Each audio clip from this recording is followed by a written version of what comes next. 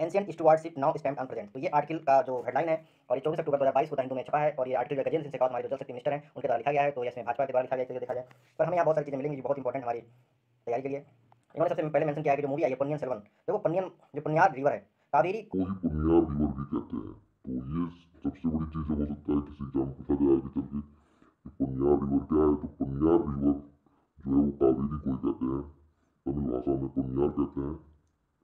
उसके बाद सेल्वन, पुन्यार पुन्नियन सेल्वन यानी कि सन ऑफ कावेरी।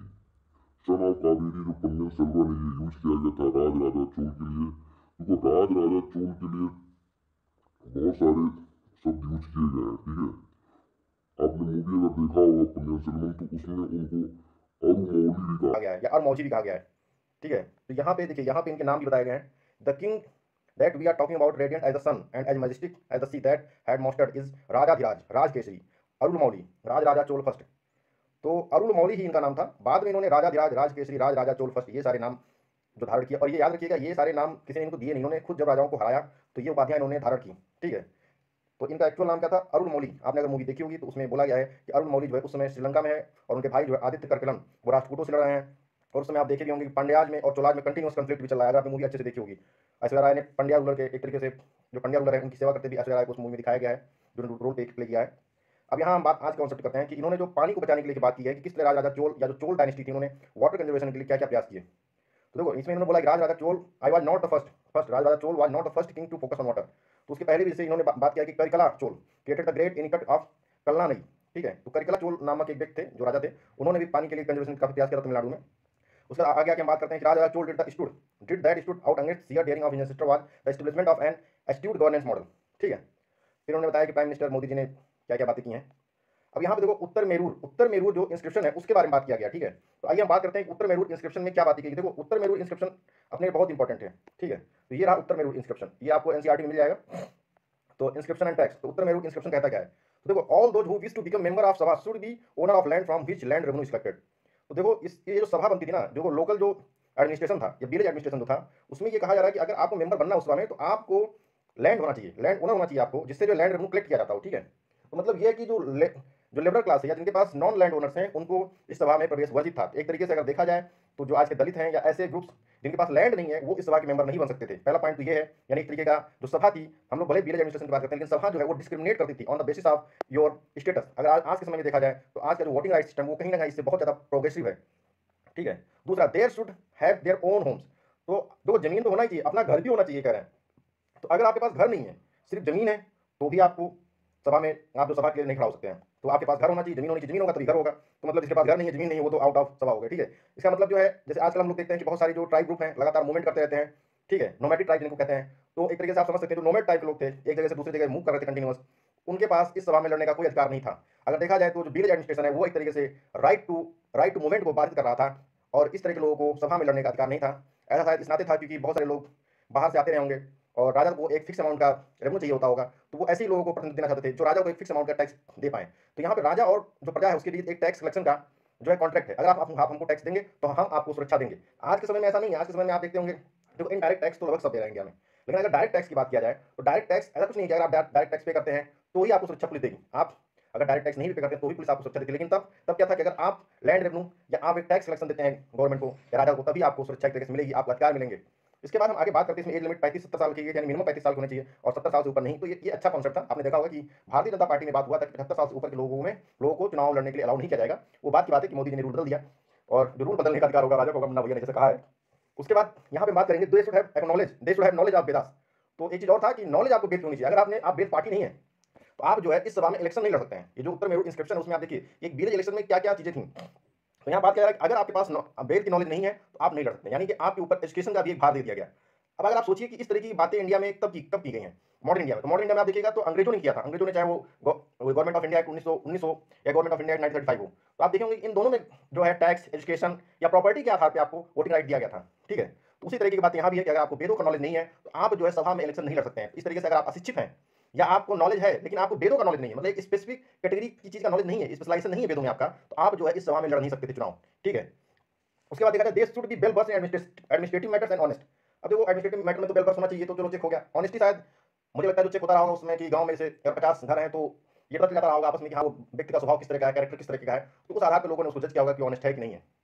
अब बात यहाँ क्या जा रहा है कि if anyone has been a member of any committee in the last 3 year he can't become a member of another committee. ठीक है, तो यहाँ कहा जा रहा है कि अगर पिछले 3 साल में कोई किसी कमिटी का मेंबर रहा है, ठीक है, तो वो ही can't become a member of another committee. तो ये बड़ी अच्छी बात थी जो आज के मॉडर्न डेमोक्रेसीज में खासकर इंडिया में नहीं दिख रही है। जैसे श्रीलंका में था कि आप 2 बार तक राष्ट्रपति बन सकते हैं, तो इस तरह की जो चीजें हैं वो बड़ी अच्छी थी कि आप अगर पिछले 3 साल में किसी कमिटी के मेंबर रहे हैं तो अभी अभी जो है आप और जो कमिटी है उसके मेंबर नहीं बन सकते। यानी कि ये बड़ी अच्छी चीज थी कि दूसरों को एक अपॉर्चुनिटी देना, मतलब अगर आप मेंबर हैं तो ऐसा नहीं कि एक ही घर से लोग जो है मेंबर बनते जा रहे हैं, एक ही आदमी जो है मेंबर बनता जा रहा है, उसकी पोजीशन बढ़ती जा रही है। तो ये बड़ी अच्छी चीज थी कि एक रिस्ट्रिक्शन था, मतलब आपकी पावर एक समय तक रिस्ट्रिक्ट कर दी गई थी, दूसरों को अपॉर्चुनिटी दी जा रही थी। ये बड़ी अच्छी चीज इस विलेज डेमोक्रेसी में थी। यानी विलेज का जो आप कह सकते हैं कि जो आपका विलेज रिपब्लिक जो था, लिटिल रिपब्लिक कहा जाता है, ये जो विलेज रिपब्लिक था उसमें एक बड़ी अच्छी चीज ये थी, anyone who has not submitted his account and those of his relative can't contest the election. तो यहाँ आप देख सकते हैं कि पहले के जमाना में क्या था कि इंडिविजुअल से ज़्यादा कम्युनिटी पे फोकस था। अगर इंडिया में आप देखिएगा तो ये जो चीज़ें हैं, ये इंडिविजुअल ज़्यादा कम्युनिटी पे फोकस करना आज के मॉडर्न डेमोक्रेसी में कम हो गया। इवन आज की जो मॉडर्न डेमोक्रेसीज हैं वो इंडिविजुअल पे फोकस करती है, मैक्सिमम इंडिविजुअल उनका फोकस है, कम्युनिटी बेस्ड पे नहीं फोकस है। आप यूरोपियन मॉडल में खासकर देखिएगा वहाँ वो इंडिविजुअल की बात करते हैं, इवन वहाँ पे माइनॉरिटी सब तक नहीं डिफाइंड है।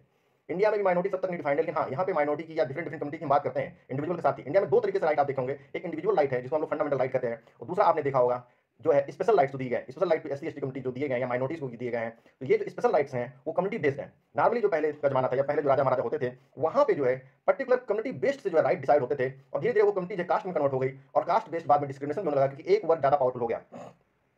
तो यहाँ पे यही है कि अगर किसी ने अपना अकाउंट पिछले नहीं सबमिट किया है, anyone who has not submitted his account, अब कितने साल का सबमिट नहीं किया ये तो यहाँ नहीं लिखा है, लेकिन लिखा है कि हाँ अगर अकाउंट नहीं सबमिट किया, यानी कि निश्चित रूप से 2 साल 4 साल या एटलीस्ट मुझे लग रहा है लास्ट फाइनेंशियल ईयर का तो वहाँ पे बात किया गया होगा, लास्ट फाइनेंशियल ईयर का भी अगर आपने सबमिट नहीं किया है अपना और अपने रिलेटिव्स का भी, ठीक है, मतलब अपना तो आपको सबमिट करना है, और अगर आपके रिलेटिव ने भी सबमिट नहीं किया है ना तो भी आप कंटेस्ट नहीं कर सकते हैं। ये चीज़ बड़ी अच्छी भी है अगर देखा जाए, क्योंकि अर्थ जो होता है यानी मनी जो होता है, यानी फाइनेंशियल मैटर में कहा गया है कि फाइनेंशियल मैटर इवन अर्थशास्त्र जो है चाणक्य का उसमें भी कहा गया है कि फाइनेंशियल मैटर में बहुत ही गवर्नेंस को सतर्क होना चाहिए, खासकर करप्ट, क्योंकि जब करप्शन होने लगते हैं ना तो काफ़ी अच्छी हालत नहीं रह जाती है और वहाँ का एडमिनिस्ट्रेशन कमजोर होने लगता है, गवर्नेंस जो कमजोर होने लगता है। अभी आप समझ सकते हैं जो ट्रांसपेरेंसी इंटरनेशनल है उसमें जो है करप्शन इंडेक्स में इंडिया का हालत काफ़ी अच्छा है, 86 या 87 होगा, मुझे एग्जैक्ट याद नहीं आ रहा, लेकिन शायद 86 है, और हमारी हालत जो है चाइना के साथ ही है, मतलब जो हालत चाइना की है वही हालत हमारी है करप्शन परसेप्शन इंडेक्स में। तो ये बातें हो गई हैं, लेकिन हाँ यहाँ पे एक चीज़ है कि जो करप्शन परसेप्शन इंडेक्स है वो प्योरली जो है पब्लिक सेक्टर में जो करप्शन है उसकी बेसिस बनाया गया है।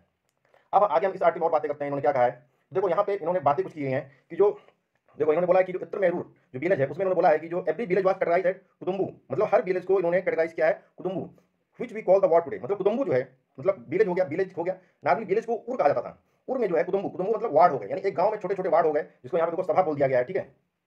तो वार्ड में इलेक्शन होते थे। फिर इन्होंने आगे बोला है कि the people had right to recall, एक और चीज यहाँ पे एडिशनल यहाँ पे आपको नहीं दिख रही है, राइट टू रिकॉल का भी यहाँ पे राइट अधिकार था। तो राइट टू रिकॉल की कंटिन्यूस हम लोग बात करते हैं कि राइट टू रिकॉल होना चाहिए कि नहीं होना चाहिए, इंडिया में कंटिन्यूस डिबेट है। इवन हरियाणा गवर्नमेंट ने जो 3 टियर जो सिस्टम हमारा है पंचायती राज उसमें जो है राइट टू रिकॉल का सिस्टम अभी जो है इंट्रोड्यूस किया है, ये बहुत ही अच्छा इनिशिएटिव है। तो राइट टू रिकॉल जो है यहाँ पे उत्तर मेरूर इंस्क्रिप्शन में मेंशन मिलता है। इसके अलावा जो है इन्होंने बोला है कि देखो यहाँ पे यही बात इन्होंने बोला है कि right to recall if any candidate representative fail to declare details of his property, वही बात यहाँ पे मैंने आपको पहले बता दी है। Chola king granted autonomy to village council to make decision about the village while the kingdom held the power of audit over them. तो यहाँ पे आप देख सकते हैं कि चोला किंगडम एक डिसेंट्रलाइज्ड जो है सिस्टम था, यहाँ पे सेंट्रलाइजेशन नहीं है, गाँव को एक एक अपने जो फ्री है अपने जो एरिया में उनको जो है ऑटोनॉमी मिली हुई है। और उसके बाद हम यहाँ पे और बातें करते हैं। One of the most remarkable strategy of the great king to unify the land under him was to convert landlord into dependent government servant, which gave the kingdom stability and made the king and his central cabinet the fulcrum around which the kingdom operated। तो देखो जो सभा बनी, और सभा में क्या है भाई, लैंड रेवेन्यू वाले लोग हैं जिनके पास घर है, अब वो बन गए, अब वो उनके अकाउंट कौन चेक करेगा, उनके अकाउंट चेक किए गए, उनके अकाउंट को अब कौन चेक करेगा, ऊपर कौन बैठा है, राजा महाराजा के अधिकारी बैठे हैं। तो वो एक तरीके से देखो पहले वो गांव से चुने गए, अब वो किसी डिपेंडेंट हो गए, राजा पे डिपेंडेंट हो गए। तो इस तरीके से एडमिनिस्ट्रेशन जो यहाँ पे कंट्रोल हो रहा है। अब देखो water management of highest order, तो देखो यहाँ पे मेंशन है कि विष्णु एंड वशिष्ठ धर्मशास्त्र, और इन्होंने कहा है कि चाणक्य के अर्थशास्त्र। तो याद रखना है कि विष्णु और वशिष्ठ ने धर्मशास्त्र की रचना की और चाणक्य का अर्थशास्त्र। तो इसमें जो है इन्होंने लिखा है कि यहाँ पे वाटर मैनेजमेंट की बात की गई है, ठीक है। और उसके बाद यहाँ पे फिर बात हो रही है द मैनेजमेंट। देखो यहाँ पे एक चीज इन्होंने बोला है कि जो वाटर टैंक्स होते थे ना पहले जो चोला किंगडम में, वो बहुत बड़े बड़े नहीं होते थे, क्योंकि यहाँ पे तो इन्होंने मेंशन किया है कि these tank were never large as they were built according to the topography of the Deccan plateau. तो जो डेक्कन प्लेटू की टोपोग्राफी है ना, एक्चुअल में प्लेटू है, पठारी है, तो वहाँ पे जो प्लेन इलाके में क्या बड़े बड़े हम टैंक बना सकते हैं और ज़्यादा हमको मेहनत भी नहीं करना पड़ेगा। और क्योंकि प्लेटू है, पठारी है, पठारी में थोड़ा सा क्या है, प्लेन में क्या होता है कि हमारा सेडिमेंट्री रॉक है, और प्लेटू जो है खासकर इग्नेशियस रॉक से डेक्कन प्लेटू बना हुआ है, तो पत्थरों को काटना या जो उसकी टोपोग्राफी है खासकर क्योंकि वहाँ पे ग्रेडियंट है, तो वहाँ पे बड़े बड़े टैंक नहीं निर्माण कर सकते, तो छोटे छोटे टैंकों का निर्माण यहाँ पे किया गया था। Surprisingly every village had a नीर कट्टी। तो देखो ये बड़ा इंपॉर्टेंट शब्द है, नीर कट्टी। देखो नीर तो सबको पता है, जो भी हिंदी मीडियम के होंगे या संस्कृत मीडियम को पता होगा, नीर मतलब होता है वाटर, पर्यायवाची जल का ही पर्यायवाची नीर है। तो नीर कट्टी, कट्टी मतलब काटना होगा, तो नीर कट्टी जो है इंचार्ज ऑफ इरिगेशन, मतलब अगर पानी एक लेवल तक चला गया, इतना आपने पानी ले लिया, उसके बाद उसको काट देगा, मतलब वाटर को अब क्लोज कर दिया, वाटर फ्लो को बंद कर दिया जाएगा आपके लिए। तो यहाँ पे यही बात हो रही है कि एक नीर कट्टी होता था incharge of irrigation who supplied water from this tank to field by following schedule. तो मतलब एक शेड्यूल मतलब बनाया जाता था, इस दिन इस पेड़ को पानी देना, इस दिन इस पेड़ को पानी देना है, इस तरह का एक शेड्यूल बनता था। कब जो है क्रॉप के लिए पानी देना है, कब किसको जो है पानी पीने के लिए चाहिए, नहाने के लिए चाहिए, कपड़ा धोने के लिए चाहिए, इस तरह का जो सिस्टम बना हुआ था, उस हिसाब से जो पानी जो है नीर कट्टी जो है लाऊ करता था।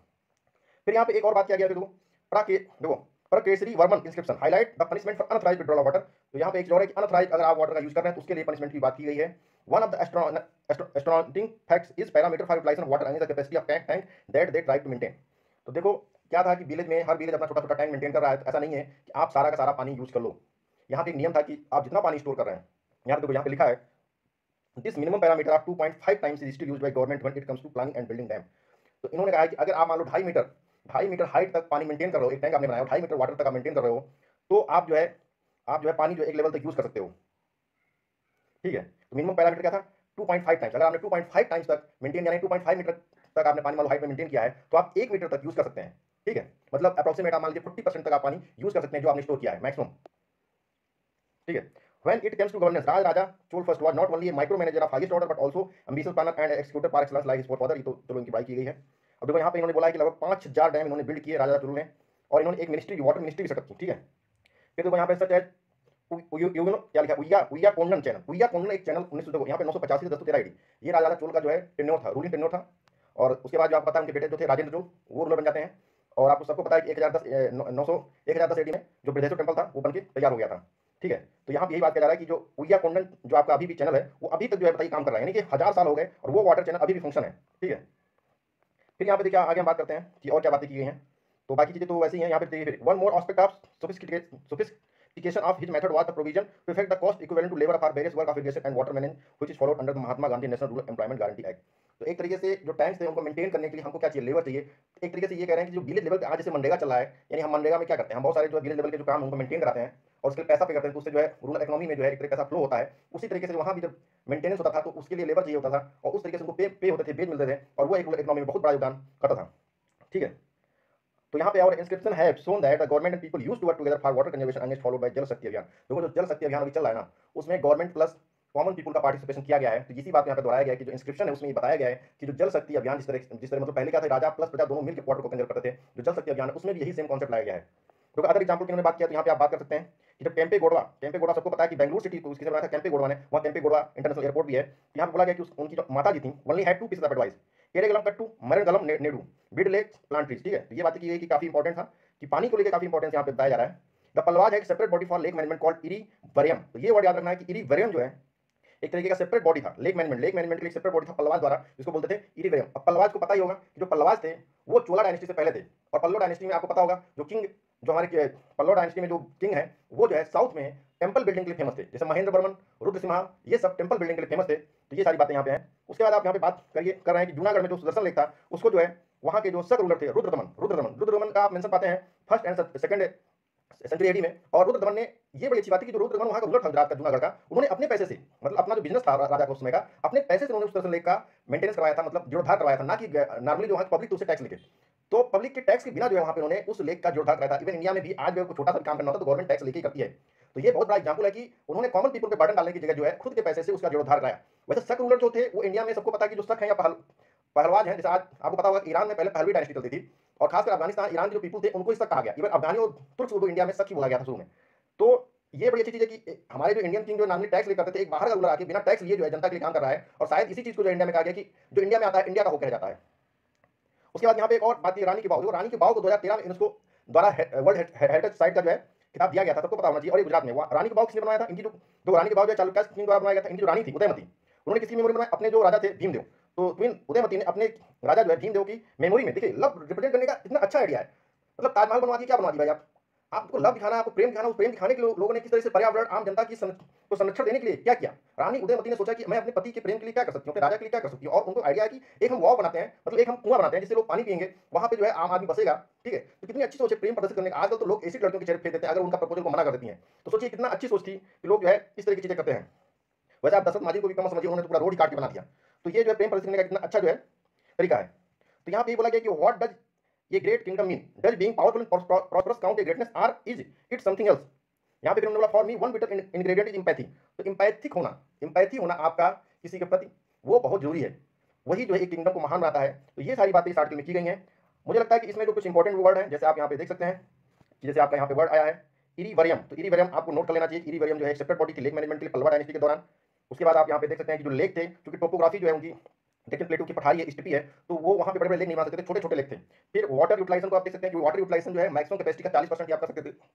फिर यहाँ पे नीर कट्टी की बात कर सकते हैं कि नीर कट्टी एक जो आपका एक जो अधिकारी होता थे या इंचार्ज ऑफ इरिगेशन होते थे, ठीक है। अब नीर कट्टी का वो पता है, कट माने रोक देना, नीर कट्टी पानी को रोकने वाला अफसर, ठीक है। आपने इतना पानी ले लिया, आपको इतना चाहिए था, हो गया, तो वो नीर कट्टी हो गया। राजगादा चोला के बारे में सबको पता ही, 985 से 1013 AD तक इन्होंने रूल किया। इन्होंने जो नॉर्थ श्रीलंका था उस पर कब्जा कर लिया था, और जो पूरा श्रीलंका पे कब्जा किसने किया था, इनके पुत्र जो थे राजेंद्र चोल, उन्होंने कब्जा कर लिया था। इवन पन्नून सरोवर में आपने देखा होगा कि अरुण मौली जो है, राजेंद्र जो राजगादा चोल बाद में बने, वो जो है श्रीलंका के दौरे पे ही थे, उसमें जो है वो वहाँ पे हम देखा कि श्रीलंका के राजा को हरा देते हैं, और वो जो है नॉर्थ की जगह अब साउथ में रूल कर रहा होता है। और अब ये जो है जो श्रीलंकन किंग है वो और जो पंड्या रूलर दोनों मिलकर जो है जो चोल डायनेस्टी उसको खत्म करने का प्लान बना रहे होते हैं। फिर यहाँ आप ये भी देख सकते हैं कि राजगादा चोल का जो बचपन का नाम क्या है, अरुण मौली। फिर कुदुम शब्द को आप ध्यान रखना है कि कुदुम शब्द जो है वो किसके लिए, वार्ड के लिए, विलेज में वार्ड है उनके लिए जो कुदुम शब्द इस्तेमाल किया गया है। फिर रानी की वाव सबको पता है ये कहाँ पे है, ये आपका है गुजरात में। ये किसने बनाया था, चालुक्याज किंग। जो चालुक्याज किंग थे, किंग भीमदेव। भीमदेव और फेमस है किसके लिए, भीमदेव फेमस है मोहम्मद गोरी को हराने के लिए भी। मोहम्मद गोरी को इन्होंने हरा दिया था, तो बेस्ट साइड से मोहम्मद गोरी एंटर करना चाह रहा था गुजरात के थ्रू। तो उस समय जो इनकी जो माता जी थी नायका देवी, इनको रूल कर रही थी एज ए मतलब इनको गद्दी बैठा एज एजेंट वो रूल कर रही थी। तो उन्होंने नायका की देवी ने जो है मोहम्मद गोरी को हरा दिया था, ठीक है। उसके बाद मोहम्मद गोरी ने अपना प्लान शिफ्ट किया और वो नॉर्थ से एंटर किया, और बाकी कहानी सबको पता है, उसने पृथ्वीराज चौहान को तराइन द्वितीय युद्ध में 1192 में हरा दिया था। तो इतनी सारी बातें इस आर्टिकल में है। आपको अगर मेरा ये आर्टिकल अच्छा लगा हो तो प्लीज़ लाइक एंड सब्सक्राइब, और अगर हो सके तो शेयर भी कीजिए लोगों के साथ। थैंक यू, धन्यवाद।